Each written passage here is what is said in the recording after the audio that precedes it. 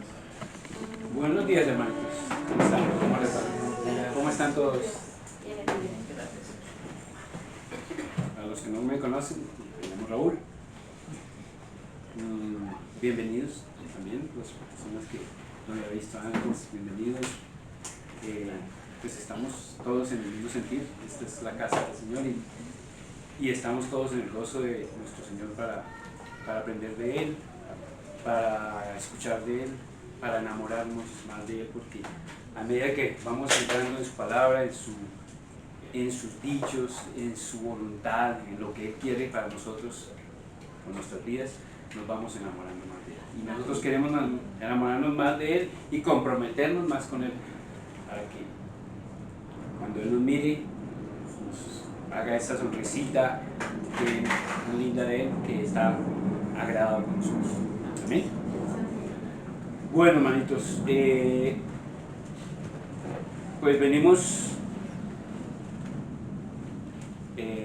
haciendo un estudio de lo que es la segunda epístola del apóstol Pedro y hemos avanzado, ya estamos en el capítulo 2. Hoy corresponde el versículo 10 al versículo 14. Sin embargo, pues ya ha pasado unos días, ya terminó el año, ya hicimos descanso de unas cosas, hicimos reuniones en familia, bueno, y pasaron unas semanitas y de pronto algunas cosas se nos han de pronto ido un poquito de la mente, de la memoria, y es necesario pues retomarlas para que veamos el contexto y podamos entrarnos firmemente en lo que es estos versículos que mencioné. La carta la segunda carta del hermano Pedro, pues en el primer capítulo viene diciendo cosas que nosotros hemos ganado por la gracia de nuestro Señor, y que nos dicen cosas que pertenecen a la vida y a la piedad, que nos han sido dadas solamente por el hecho del conocimiento de aquel que nos llamó por su gloria y excelencia. ¿Sí? El Padre estimó preciosamente, valoró precisamente, y en su voluntad con su Hijo Jesucristo hizo que viniera aquí al mundo, diera su vida con nosotros, muriera y resucitara y nos diera vida. Todas esas cosas que nos dio son las cosas que nos hizo nosotros partícipes para la naturaleza divina que habla el primer capítulo. Pero también nosotros tenemos que ser diligentes, nos dice Pedro, y que con base en esas cosas preciosas de que somos participantes de esa naturaleza divina que el Señor nos ha concedido, nosotros ponemos también de nuestra parte. Y se mencionaba nosotros añadiendo a nuestra fe virtud, a la virtud conocimiento, dominio propio paciencia, la paciencia piedad, afecto fraternal, al afecto fraternal amor. Y dice una cosa preciosa, porque si estas cosas en vosotros abundan y no os dejarán estar ociosos ni sin fruto en cuanto al conocimiento de nuestro Señor Jesucristo. Más adelante nos dice nuestro hermano Pedro una cosa muy linda, dice, porque de esta manera os será otorgada amplia y generosa entrada en el reino de nuestro Señor Jesucristo. Si hacemos tales cosas, de verdad que nosotros estaremos firmes en todo momento. Y esa firmeza es necesaria, hermanos. Esa firmeza es necesaria porque para lo que viene en este capítulo 2, que es una palabra fuerte, pero que dice el Señor, que dice a través del hermano Pedro, que se presentan y que se van a presentar y se seguirán presentando estos falsos profetas y esos falsos maestros que, utilizados por el enemigo, van a tratar de meterse en el cuerpo de Cristo, en la iglesia, y a tergiversar y a perturbar a los hermanos. Esta verdad, este conocimiento y esta diligencia también con que nosotros tenemos que enfrentar estas cosas y permitir que las que las cosas que nos ha traído esa naturaleza divina se hagan presencia en nosotros con nuestras vidas, con lo que damos al mundo, hacia el mundo. Todas estas cosas que acabamos de nombrar, nosotros tenemos que ser responsables y tenemos, el hermano Pedro nos dice, no dejaré de recordar siempre estas cosas, porque es importante que cada uno de nosotros no olvidemos. Nosotros estamos en permanente recordar todas estas cosas de la palabra del Señor que nos hacen firmes en Él, que no nos dejan trastabillar, que no nos dejan dudar, porque nosotros no somos de los que dudan, no debemos ser de los que dudan, porque precisamente el Espíritu Santo que nos dio, que recibimos con el hecho de que nuestro Señor haya muerto, haya resucitado y haya ido al Padre y esté a la diestra de nuestro Señor, de nuestro Padre Celestial, ese hecho de que esté el Espíritu Santo en nosotros, debemos permitir que pase del interior nuestro, de nuestro espíritu, hacia nuestra alma y hacia nuestro cuerpo. Y esa es la manera, estar recordando permanentemente esas enseñanzas de nuestro Señor Jesucristo que están escritas en este precioso libro que se llama la Biblia, la palabra del Señor. Y miren aquí más adelante lo que dice en el versículo 19. Tenemos también la palabra profética más segura, a la cual hacéis bien en estar atentos. Tenemos esta palabra y debemos estar atentos, con oídos despiertos, ojos abiertos, espirituales. Dice, a la cual hacéis bien estar atentos como una antorcha que alumbra en un lugar oscuro hasta que el día esclarezca y el lucero de la mañana salga en vuestros corazones, entendiendo primero esto, que ninguna profecía de la Escritura es de interpretación privada, porque nunca la profecía fue traída por voluntad humana, sino que los santos hombres de Dios hablaron siendo inspirados por el Espíritu Santo. Ese Espíritu Santo que está en nuestro interior, que permanentemente está clamando Abba Padre desde nuestro interior y que permea nuestra alma, nuestro pensamiento y nuestra voluntad, está presente, y Él es el que nos recuerda las cosas, nos recuerda esta palabra viva y eficaz que es la palabra del Señor.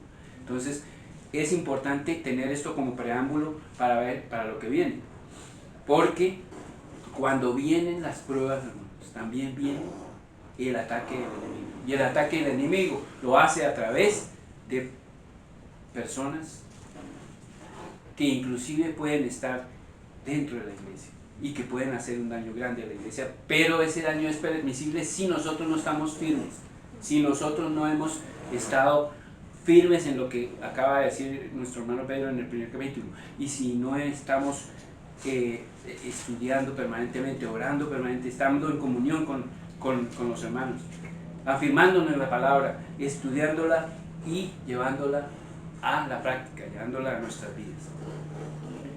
Entonces en el segundo capítulo nos habla de algo fuerte, hermanos. Dice aquí hermano Pedro, pero todo esto hay que hacerlo, pero también nos advierte, es una advertencia, hermanos, abramos nuestros oídos, nuestros ojos espirituales, nuestros sentidos espirituales, porque hubo también falsos profetas entre el pueblo, como habrá entre vosotros falsos maestros, que introducirán encubiertamente herejías destructoras, y aún negarán al Señor que los rescató, atrayendo sobre sí mismos destrucción repentina. Y muchos seguirán sus disoluciones, por causa de los cuales el camino de la verdad será blasfemado. Y por avaricia harán mercadería de vosotros con palabras fingidas, sobre los tales de a largo tiempo la condenación no se tarda y su perdición no se duerme. Hermanos, esto es una realidad. La palabra del Señor es firme, es profunda, discierne hasta lo más interior de nosotros. Pero hay quienes tratan de tergiversar la palabra, y hay quienes meten herejías como de una manera como oculta, pero metiéndose de una manera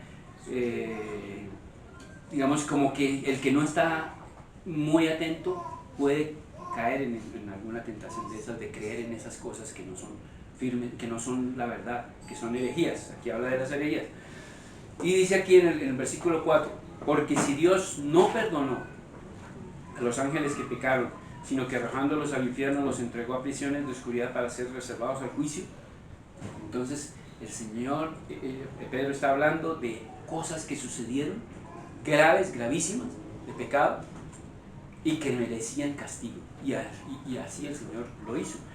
Entonces no perdonó a unos ángeles que pecaron, sino que arrojándolos al infierno los entregó. Y ese infierno es el Tártaro, por allá en las profundidades peores, el calabozo pues del infierno, los entregó a prisiones de oscuridad para ser reservados al juicio. Y otro ejemplo, no perdonó, dice en el versículo 5, ¿no? Y si no perdonó al mundo antiguo, sino que guardó a Noé, pregonó la justicia con otras 7 personas, trayendo el diluvio sobre el mundo de los impíos. También en ese, cuando había tanta perversión en el mundo, tanto pecado, que no había más solución, sino que la humanidad fuera destruida. Y entonces Dios en su misericordia permitió que Noé y esas otras 100 personas entraran en esa embarcación, a pesar de haber semanas y meses antes dicho que el mundo fuera destruido, que se arrepintieran, etc. Mucho no, el mundo entero no creyó, y solamente estas personas fueron salvas en ese diluvio, porque el mundo estaba en perpetuo pecado.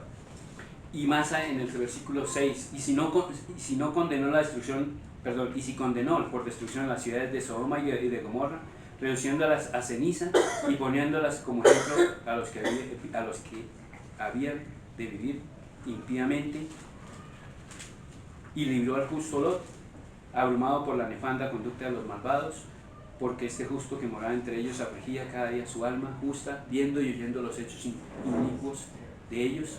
Sabe el Señor librar de tentación a los piadosos y reservar a los injustos para ser castigados en el día del juicio.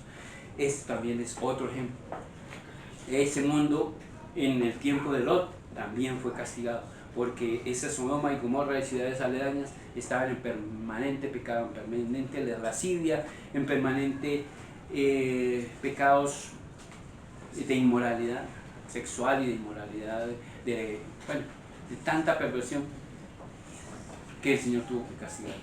Y solamente Lot y su familia fueron salvos de ese castigo, porque había perdición y porque se les había predicado, y porque Lot también les había predicado, pero no quisieron escuchar. Entonces, que hubo castigo, y ese castigo fue tremendo, porque el Señor destruyó esas ciudades por la perversión que había en ellas. Bueno, entonces dice en el versículo 9, sabe el Señor librar de tentación a los piadosos. Gracias al Señor que tiene misericordia por los piadosos, los que vivimos y queremos vivir en santidad y queremos escuchar la voz de nuestro Señor a través de su Espíritu, que es su palabra que es verdad y que no nos dejamos engañar.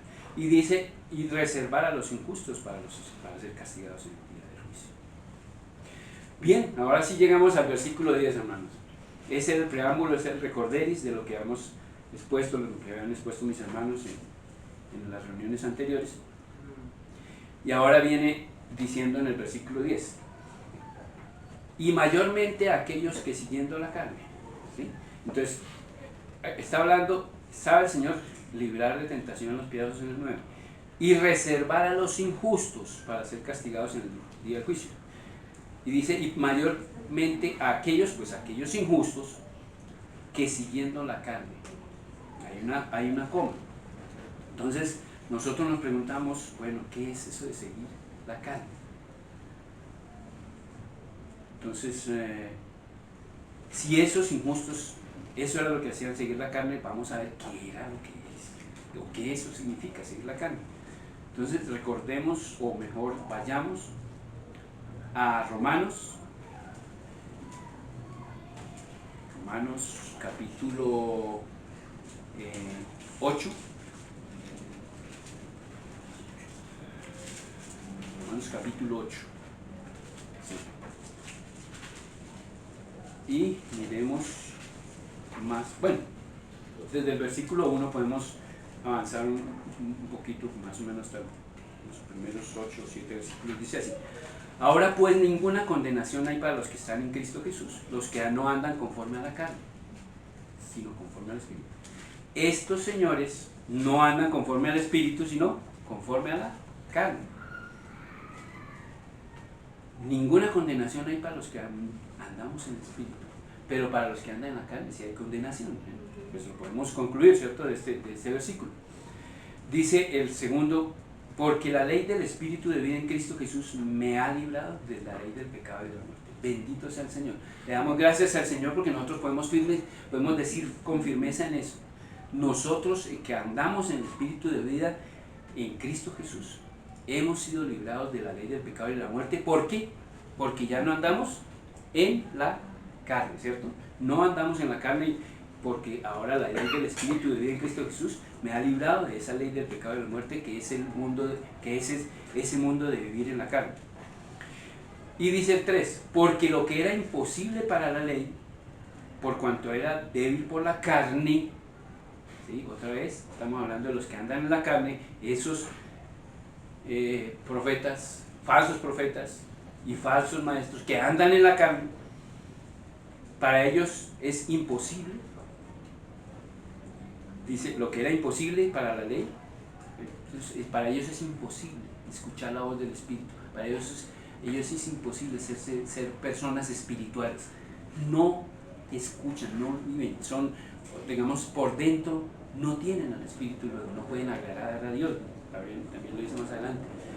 Dice, lo que es imposible para la ley, por cuanto no está el Espíritu, por cuanto era débil por la carne, Dios, enviando a su Hijo en semejanza de carne de pecado, y a causa del pecado condenó al pecado en la carne. Otra bendición preciosa. ¿Qué beneficios de nuestro Señor Jesucristo cuando vino a la cruz? Que Él en semejanza de carne de pecado, porque Él físicamente entregó su cuerpo lo entregó en la cruz, y a causa del pecado condenó en su cuerpo, en ese cuerpo que murió destrozado allá en la cruz, condenó al pecado en la carne, para que nosotros que vivimos, nosotros que creemos y que fuimos también en nuestro bautismo crucificados con Cristo, morimos también a la carne. Entonces dice, para que la justicia de la ley, en el 4, se cumpliese en nosotros, que no andamos conforme a la carne, sino conforme al Espíritu. Nuevamente, conforme a la carne o conforme al Espíritu. Dice, Señor murió por nosotros, en su cuerpo llevó el pecado, condenó al pecado en la carne, luego nosotros ya no somos de la carne, sino somos del Espíritu. Y esa justicia de la ley se cumple, dice, para que la justicia de la ley se cumpliese en nosotros, que no andamos conforme a la carne, sino conforme al Espíritu. Entonces en nosotros sí, la justicia de esa ley se cumple, para que nosotros seamos salvos, libres de ese pecado, perdonados, limpiados, y tenemos el Espíritu. Pero aquí dice en el 5, porque los que son de la carne, acuérdense que estamos hablando de esos falsos maestros, falsos profetas que son de la carne. Miren las características: los que son de la carne piensan en cosas de la carne, los que son del Espíritu en las cosas del Espíritu, porque el ocuparse de la carne es muerte. Esos falsos maestros, esos falsos profetas se ocupan de la carne y para ellos es la muerte. Ellos están condenados a muerte. Pero el ocuparse del Espíritu es vida y paz. Por cuanto los designios de la carne son enemistad contra Dios. Estos personajes, estos falsos maestros, son enemigos de Dios. Son enemigos de Dios. ¿Cuánto los designios de la carne son enemistad contra Dios? Porque no se sujetan a la ley de Dios, ni tampoco pueden. Y los que viven según la carne no pueden agradar a Dios. Entonces, por eso estábamos leyendo nuevamente, volvemos al versículo 10 de 2 de Pedro, capítulo 2, dice, y mayormente aquellos que siguiendo la carne. Entonces ya sabemos qué es seguir la carne, ya sabemos esas características de los que siguen la carne, que no pueden agradar a Dios, que no tienen el Espíritu de Dios, y entonces si no está con Dios, si no están con el Espíritu de Dios, pues están de parte del enemigo, ¿cierto? Y dice aquí, mayormente aquellos que siguiendo la carne andan en concupiscencia e inmundicia. Tremendo, ¿no? Esas palabras de concupiscencia y de inmundicia, dice. Son unas palabras bastante duras, bastante fuertes, y vamos a mirar un poquito de eso, qué es eso de concupiscencia y qué es eso de inmundicia. Vamos a mirar un poquito aquí que tengo yo, por acá, eso de, vamos a mirar por acá, dice aquí, en cuanto a la concupiscencia, dice, fíjense, la concupiscencia se refiere a un deseo intenso, tremendo, hermanos, deseo intenso y desordenado por cosas prohibidas por Dios. O sea, es tremendamente contrario a Dios, tremendamente contrario a Dios. Dice, ese deseo intenso y desordenado por cosas prohibidas por Dios, por ejemplo, placeres carnales o bienes terrenales, una cosa o la otra, o las dos, placeres carnales o bienes terrenales que atraen y seducen al ser humano hacia el pecado. Eso es la concupiscencia. Y estos falsos maestros y estos falsos profetas de los que nos advierte mi hermano Pedro, que hubo en esos tiempos y que hay también actualmente, y que quieren hacer daño, pues, a la iglesia. Dice, son características de ellas entonces un deseo intenso y desordenado por cosas prohibidas por Dios, como placeres carnales o bienes terrenales que atraen y seducen al ser humano hacia el pecado. Veamos Santiago 1, 14 y 15. Vamos a Santiago, en el capítulo 1, en el 14 y el 15 versículos. En el capítulo 1. Dice Santiago, o desde el 13. Cuando alguno es tentado, no diga que es tentado de parte de Dios, porque Dios no puede ser tentado por el mal, ni él tienta a nadie, sino que cada uno es tentado cuando de su propia concupiscencia es atraído y seducido. O sea, ¿eso qué quiere decir? Que al pecar, antes de pecar, la persona tiene una cosa que se llama la concupiscencia, y esa concupiscencia de la que estamos hablando, ese deseo intenso y desordenado por las cosas prohibidas. Entonces dice, la concupiscencia, nuevamente el 14, sino que cada uno es tentado cuando de su propia concupiscencia es atraído y seducido. Entonces la concupiscencia, después de que ha concebido, da a luz el pecado, y el pecado, siendo consumido, da a luz la muerte. Tremendo, hermanos. Tremendo. Estos que andan en esa concupiscencia llegan al pecado a través de esto que dice aquí. Después de haber concebido la concupiscencia, después de que ha concebido, da a luz el pecado, y el pecado, siendo consumado, da a luz muerte. Entonces, ¿qué hay en ellos? En los que tienen concupiscencia hay camino a muerte. No hay camino a la luz, hay camino a muerte. ¿Por qué? Porque hay ese deseo intenso y desordenado por las cosas prohibidas de Dios, por Dios. ¿Qué más dice? Estamos hablando de la concupiscencia. Características de la concupiscencia. Por ejemplo, el apetito desmedido, la pasión que surge de la naturaleza de la caída del hombre tras el pecado original, que busca gratificar los sentidos de forma contraria a la voluntad de Dios. Las manifestaciones de esa concupiscencia a menudo se asocia con la lujuria sexual, cosas tremendas de ese tipo, pero también incluye codicias por riquezas, por placeres materiales y por otras inclinaciones egoístas o descontroladas. En eso consiste la concupiscencia, la que se nombra aquí en este versículo 10, de esos falsos profetas. También dice inmundicia, es otra palabra fuerte, tremenda. Y las inmundicias se refieren a las impurezas morales o espirituales, o inclusive de orden físico también. Por ejemplo, la inmoralidad sexual, la fornicación, el adulterio, la lujuria, actos homosexuales son descritos como inmundicia, o pensamientos y deseos, pensamientos de lascivia, avaricia, concupiscencia y deseos prohibidos. Tremendo, ¿no?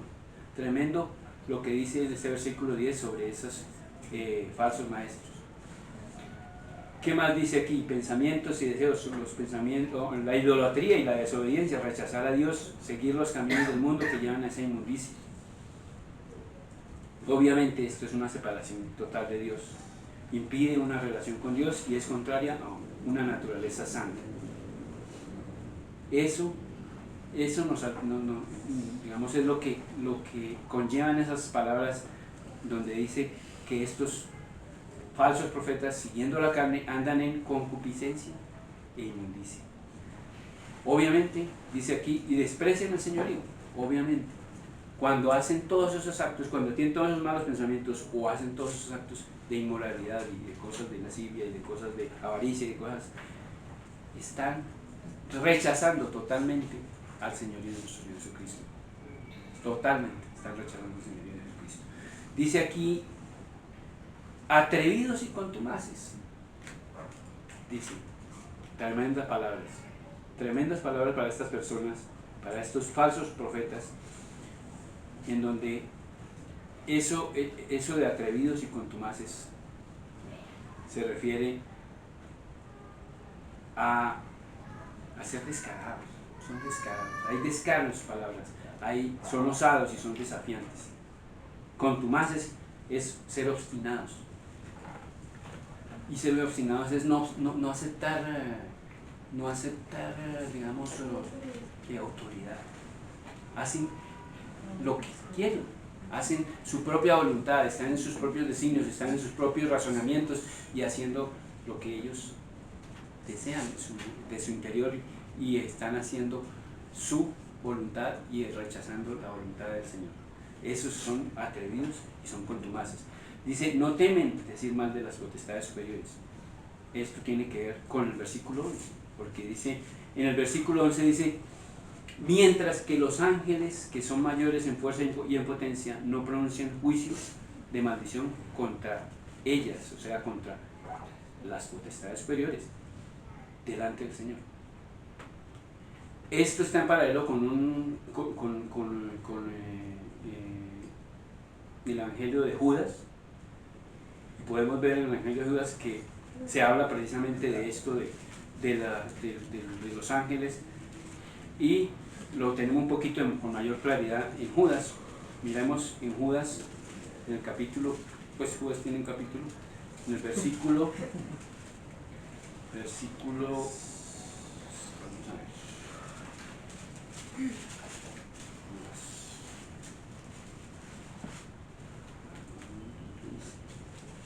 Judas, sí, versículo 8, está hablando algo similar, muy similar.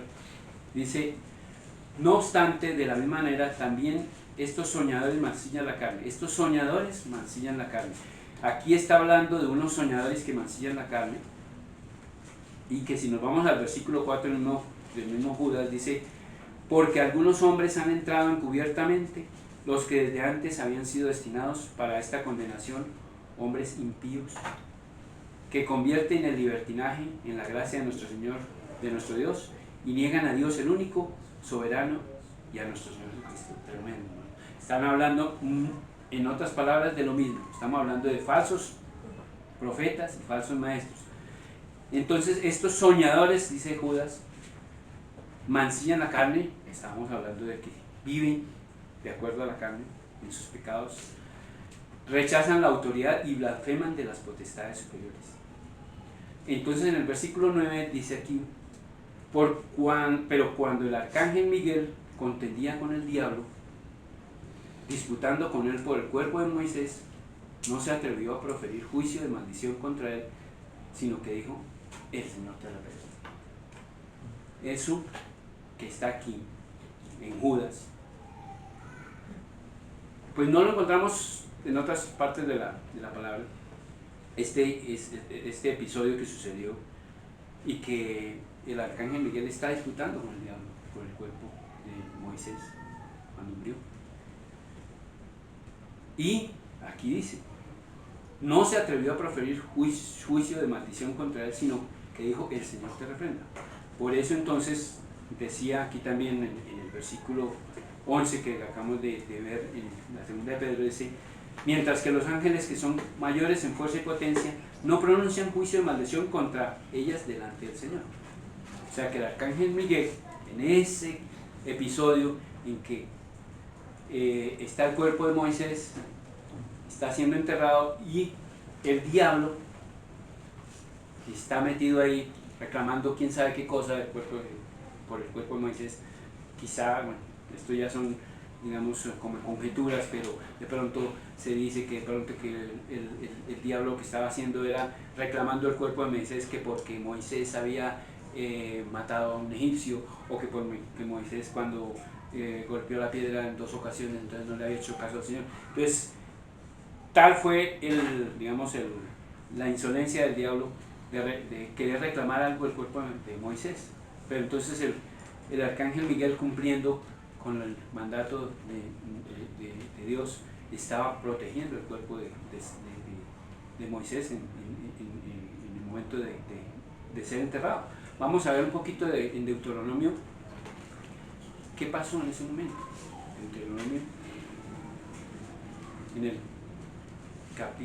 último capítulo de Deuteronomio dice así, versículo, bueno, en el 34, versículo 1 dice, subió Moisés de los campos de Moab al monte Nebo, a la cumbre del Pisga, que estaba enfrente de Jericó, y le mostró Jehová toda la tierra de Galaad hasta Dan,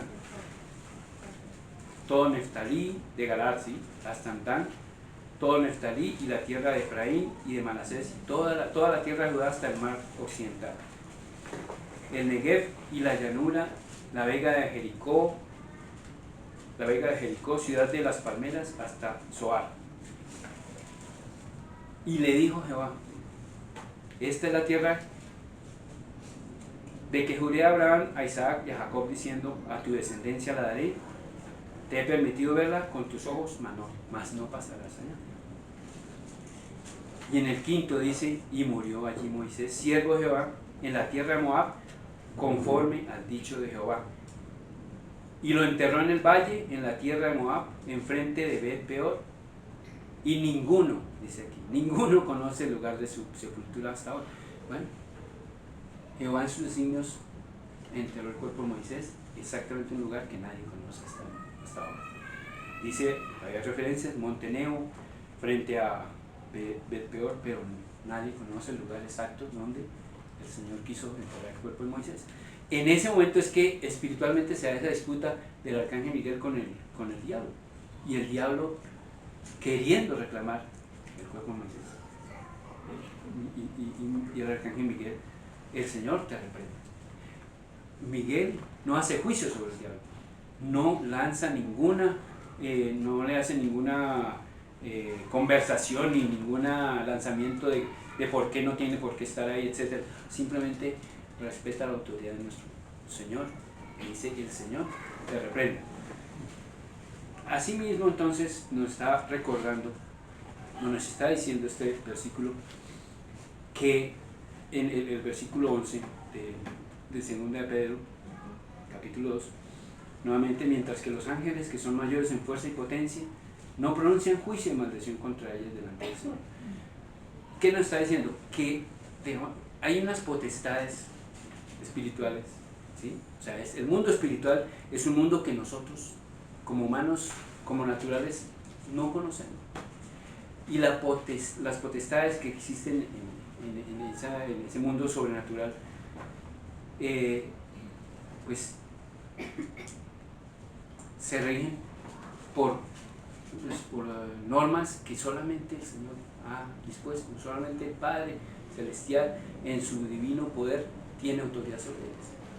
Y entonces nosotros como humanos, como naturales, o la mayoría de esos hechos sobrenaturales en ese mundo sobrenatural no conocemos. No tenemos nosotros potestad para estar diciendo o hablando o maldiciendo cosas o ángeles caídos, cosas de esas. Nosotros no tenemos esa potestad. La potestad la tiene nuestro Señor.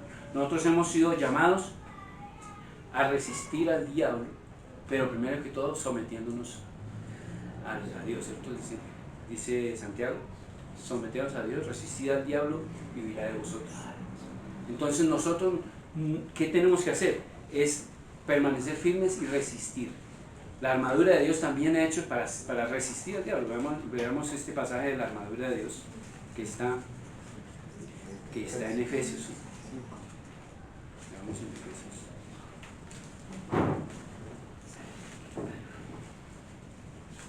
Efesios 6. Miremos desde el 10.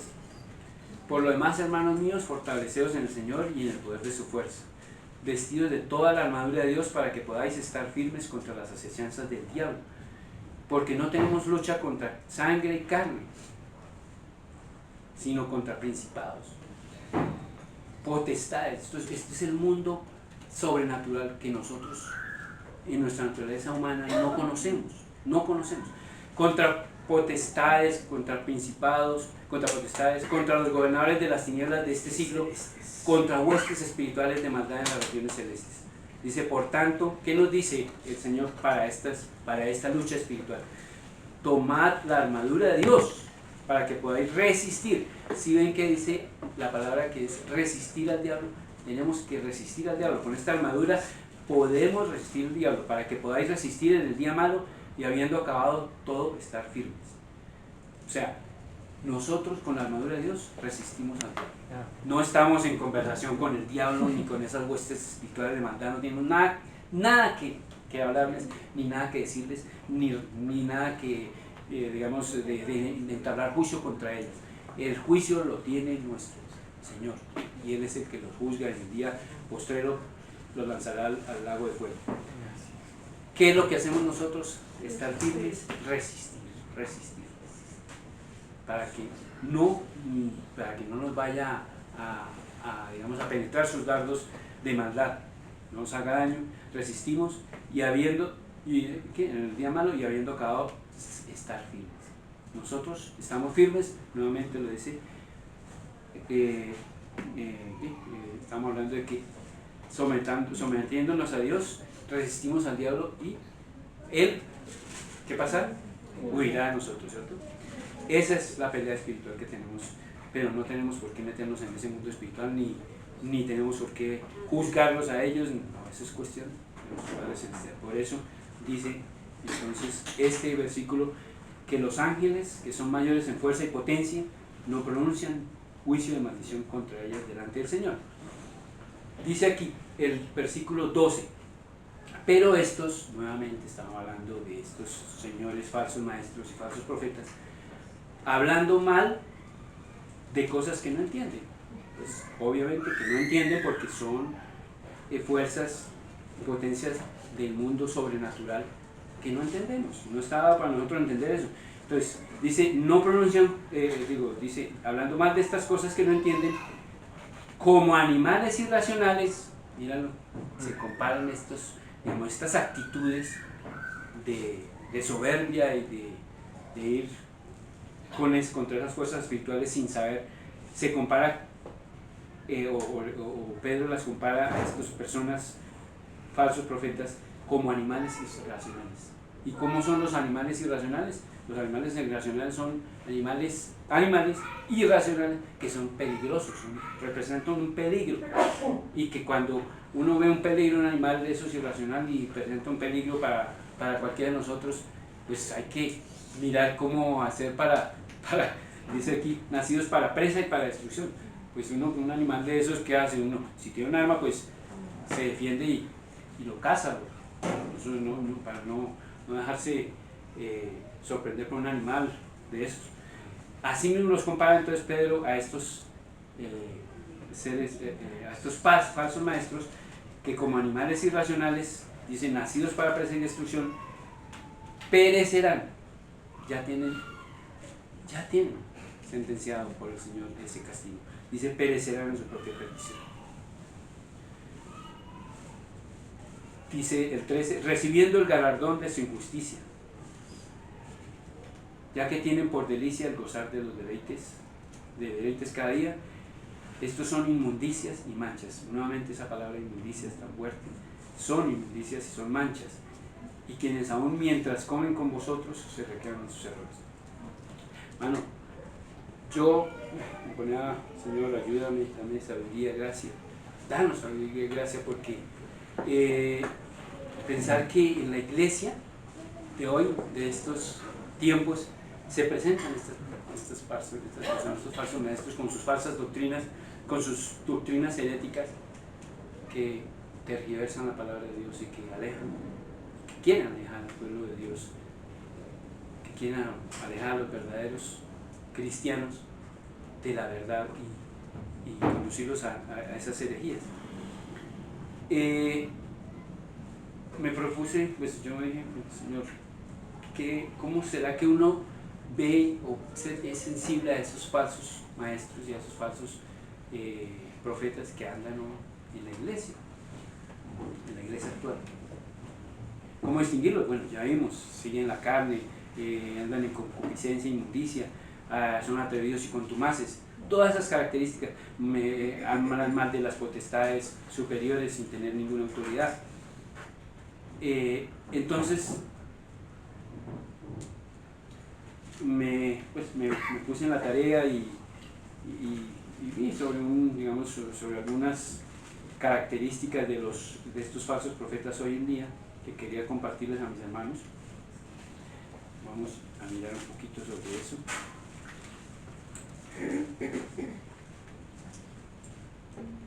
Dice aquí.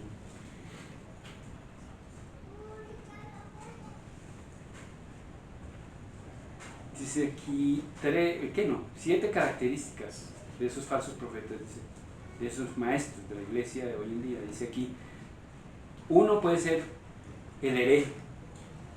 El hereje es el más destacado y quizás el más peligroso de los falsos maestros. Pedro advirtió contra él en su segunda carta. ¿Sí? Estamos leyendo en el versículo, el capítulo, aquí es en el versículo 1, que ya lo hemos leído. Hubo también falsos maestros, falsos profetas entre el pueblo, como habrá entre vosotros falsos maestros, que introducirán encubiertamente herejías destructoras y aún negarán al Señor que los rescató, atrayendo sobre sí mismos destrucción repentina. Entonces dice, esos herejes son personas que enseñan, pero contradicen abiertamente una enseñanza esencial de la fe cristiana. Por ejemplo, está muy de moda y muy en boga esto del evangelio de la prosperidad. Por ejemplo, cuando se dice que el cristiano es un hijo del rey, entonces que tiene que andar estar en abundancia, que tiene que mostrar, digamos, al mundo que tiene abundancia en cosas materiales, ¿sí? Que todo le va bien, que si alguna enfermedad le llega, que si alguna prueba le llega, que si alguna prueba económica o cosas de esas, es porque esa persona puede tener más bien un pecado y que no ha confesado el pecado. Enseñanzas de ese tipo están dando claramente digamos, el hecho de que son herejías, porque el Señor no dice en su palabra que vamos a tener todo, que si ya recibimos al Señor Jesucristo, todo se nos solucionó en esta vida y que vamos a tener una vida abundante, llena de riquezas y llena de glorias y que no nos vamos a enfermar, etc. No, el Señor dice que vamos a tener pruebas y que en las pruebas nos vamos a madurar y que vamos a conocerlo más a Él a través de las tribulaciones y de las pruebas. Entonces son herejías que se van metiendo y que de pronto endulzan algunos que, digamos, que no están maduros en la palabra, le endulzan en sus oídos y dicen que pueden caer de una manera sencilla, fácil, cuando no hay fortaleza en su conocimiento, y pueden ser arrastrados por esas doctrinas heréticas. Entonces, una de las características de estos señores es el hereje. Otro de los que menciona aquí puede ser el charlatán. Dice, el charlatán es la persona que usa el cristianismo como un medio de enriquecimiento personal. Digamos los que hablan de abundancia material y los que, digamos, en sus enseñanzas hablan sobre el dinero y sobre, digamos, que las ofrendas que ofrenden a partir de tanto, o quiénes son los que van aquí a ofrendar a partir de tanto, y quiénes son los que van a ofrender entre tanto y tanto dinero, y quiénes son los que van a agradar al Señor, a la iglesia para construir no sé qué cosa para esta iglesia, quiénes son los que alcen la mano, etcétera, etcétera, etcétera. Son falsos profetas que, digamos, que lo que están buscando es mejorar sus bolsillos. Eso es lo que están, mejorar sus bolsillos, que sus cuentas estén muy bien, pero no están realmente dedicados a pastorear la grey del Señor. Otros, por ejemplo, los profetas, digamos, entre estos falsos maestros, falsos profetas, hay quienes hablan, por ejemplo, el Señor me reveló, el Señor me mostró, tuve un sueño, el Señor me dice que fulanito es el que se va a casar con fulanita, hermano es el que va a casar con, o el Señor me mostró que, hermano, usted va a ser próspero y va a tener una casa, no sé qué, va a tener una finca, tanta cosa. El Señor me mostró y el Señor me ha dicho, o otro lenguaje que tiene es que dicen declaro, es otra palabra muy típica, ¿no? Yo declaro que esta iglesia va a tener prosperidad, o yo declaro porque tu familia va a tener estas riquezas, estas cosas, etc.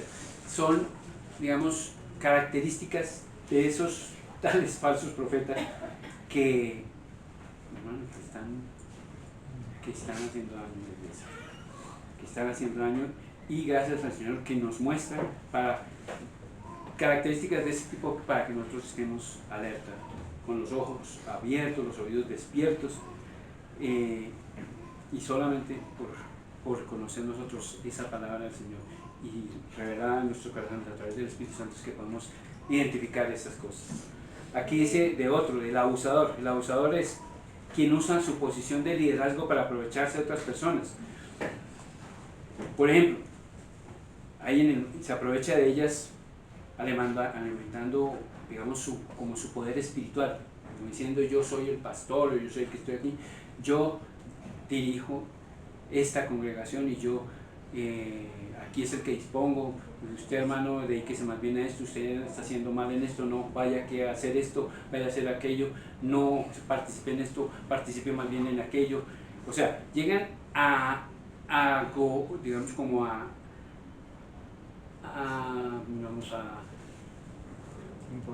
guiar una vida de las personas de una manera incorrecta, ¿sí? Como a poner sobre los hermanos las cosas de una manera que no tiene nada que ver con lo espiritual, digamos, a usar de los hermanos, a usar de una manera que, digamos, que el hermano ya, el de la congregación se siente ya como abrumado, como dice yo, ¿qué hago? ¿Qué hago? Porque no sé qué hacer. Le oro al Señor, pero entonces viene esta persona y me dice que yo no debo hacer esto, sino que debo hacer aquello, simplemente porque eso es lo que le ha dicho el Señor a él que yo haga. Cosas así. Entonces, sin fundamento en la palabra, digamos así, manifestando pues su poder, o digamos como que tiene autoridad sobre las personas, sin que realmente eso sea espiritualmente correcto. Otros que aquí dicen el divisor es el que usa la falsa doctrina para perturbar o destruir una iglesia.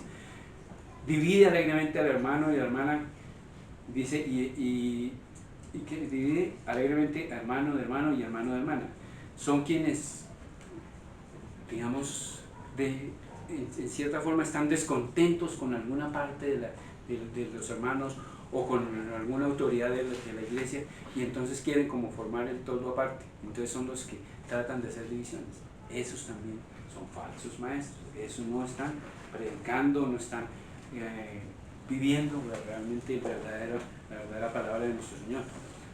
Otros que dice aquí el complaciente. El complaciente es el falso maestro que no se preocupa por lo que Dios quiere, sino por lo que los hombres quieren. Son aquellos que quieren traer como enseñanzas nuevas, como que la palabra del Señor ya como que dice, ay sí, eso es cosa, pero eso es cosa ya, sí, esto ya Antiguo Testamento y lo que vieron los apóstoles. Ahora queremos nosotros enseñanzas nuevas, como que lo que estamos viviendo, como que la guerra y como que el futuro, y como que nosotros en el futuro, que digamos que andan en discusiones que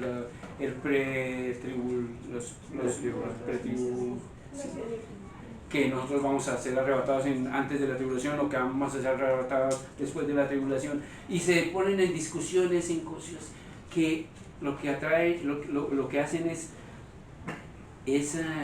confundir realmente, y son discusiones que realmente no traen crecimiento espiritual. Entonces hay esos también falsos profetas que hablan de esas cosas que no traen realmente conocimiento verdadero del Señor, y que no hacen crecer a la grey de Dios, sino que totalmente por el contrario los confunden. Aquí dice también el especulador. El especulador es el que está obsesionado con la novedad y la originalidad, obsesionado con la novedad, la originalidad o la especulación.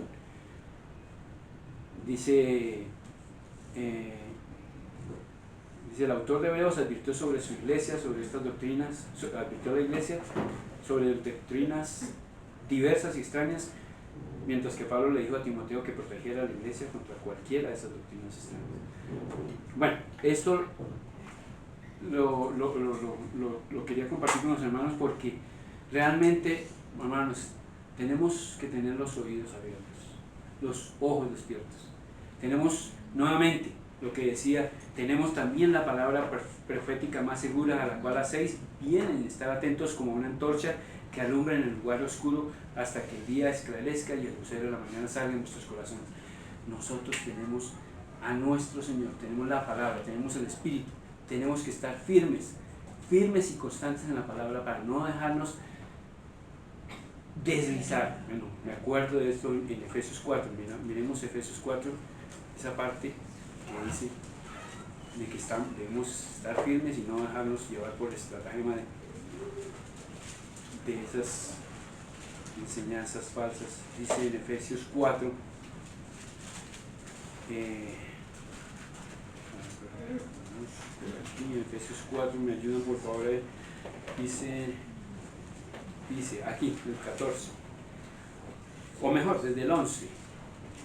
Él constituyó a unos apóstoles, a otros profetas, a otros evangelistas, a otros pastores y maestros, a fin de perfeccionar a los santos para la obra del ministerio, para la edificación del cuerpo de Cristo, hasta que todos lleguemos a la unidad de la fe y del conocimiento del Hijo de Dios, a un varón perfecto a la medida de la estatura de la plenitud de Cristo. Para que para que ya no seamos niños fluctuantes, llevados por doquiera de todo viento de doctrina, por estratagema de hombres que para engañar emplean con astucia las artimañas del error. Sino que siguiendo la verdad en amor, crezcamos en todo en aquel que es la cabeza, esto es Cristo. Fíjense, el diablo también trabaja de una manera terrible. Cuando la iglesia está creciendo, el diablo también a su vez tiene sus potestades malignas que intentan que la iglesia no crezca, que sus miembros, sus feligreses, los creyentes verdaderos en Cristo tengan tropiezos. Pero estamos firmes porque tenemos esa verdad, esa palabra profética que es la palabra del Señor, y tenemos la bendición tan grande de que ese Espíritu de Dios en nosotros renueva cada vez, nos renueva, nos recuerda la palabra, nos recuerda las enseñanzas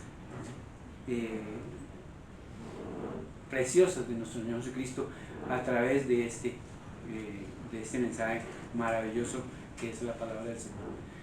Nosotros debemos afirmarnos, debemos estar estudiando, debemos estar muy atentos, debemos estar estudiando, meditando, debemos estar orando, debemos estar reuniéndonos, debemos estar muy alertas, porque estas cosas están sucediendo hoy en día en la iglesia y nosotros debemos identificar esas cosas, esos falsos profetas, debemos identificarlos y debemos obviamente rechazarlos. Obviamente que todos los versículos que siguen en este capítulo 12 hablan sobre estos falsos maestros.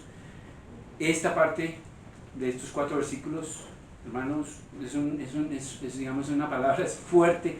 A veces uno no quisiera hablar de esas cosas tan fuertes que son difíciles de comentar, pero hay que hacerlo porque eso es lo que dice la palabra. Eso es lo que nosotros debemos estar atentos. Nuevamente, dice en el versículo 12, en el capítulo 1, dice Pedro: por esto yo no dejaré de recordaros siempre estas cosas, aunque vosotros las sepáis y estéis confirmados en la verdad presente. Nosotros debemos recordar. Esa palabra de recordar debe estar presente en nosotros. Que nosotros, que yo ya leí el capítulo de Juan, yo para qué voy a leer, por allá dentro de 6 meses lo vuelvo a leer. No, pero es que hay una enseñanza en Juan especial, acuérdate eso, recordar, tener paciencia, volver, cosas así, estar firmes, no dejarnos tomar ventaja, no dejarnos ser presa como de tengo como una cierta perecita, no quiero leer la palabra, o como que no, yo me dedico más bien a ver la televisión, el programa. No, dediquemos siempre, dedicando el tiempo para el Señor, el tiempo de vida, la oración de vida, y en las reuniones también aquí, estándonos reuniéndonos, congregándonos los hermanos, que es importante para fortalecernos en el cuerpo. No sé, de todas maneras en mi corazón pues queda eso de clamarle al Señor, clamarle todos unidos y decirle: Señor, estamos en tu palabra, queremos entenderlo, Señor. Queremos entender esto que sucede, que hay una lucha espiritual, Señor, y que tú en tu palabra nos dices todas las cosas, cómo enfrentar, o mejor, cómo resistir. Tú nos dices en tu palabra que nos sometamos a ti, Señor, y que podemos resistir al diablo y que huirá de nosotros. Gracias, Señor, por tu palabra. Gracias, Señor, porque este hecho de poder hablar de estas cosas es necesario en la iglesia para que nosotros nos cuidemos unos con los otros, estemos firmes, estemos con los oídos abiertos, estemos con los ojos despiertos, espiritualmente estemos atentos, Señor. Tú nos has permitido tener esa palabra firme bien en nosotros, para fortalecida como un ancla en nuestros corazones, para que nosotros no nos deslicemos, Señor. Ayúdanos, protégenos, guíanos, Señor, con tu Santo Espíritu, para que no caigamos, Señor, en estas falsas enseñanzas, en estas herejías y en estas malas prácticas de estos falsos maestros, de estos falsos profetas, Señor. Gracias por tu iglesia, gracias por esta congregación santa, Señor. Gracias por tu iglesia local en Suba, gracias por los hermanos de todas las localidades aquí en Bogotá, en Colombia, Señor. Gracias por protegernos, Señor. Gracias por guiarnos, y porque tú eres nuestro escudo, nuestra fortaleza, y porque viviendo en ti, en tu palabra, y haciendo caso a ti, Señor, siguiendo tus lineamientos, siguiendo tus mandamientos, te agradamos a ti, Señor. Gracias por tu palabra, Señor. Hazla viva y eficaz en nuestros corazones para que la podamos poner en práctica y podamos agradarte, Señor. Te damos gracias, Señor, en el nombre de Jesús. Amén.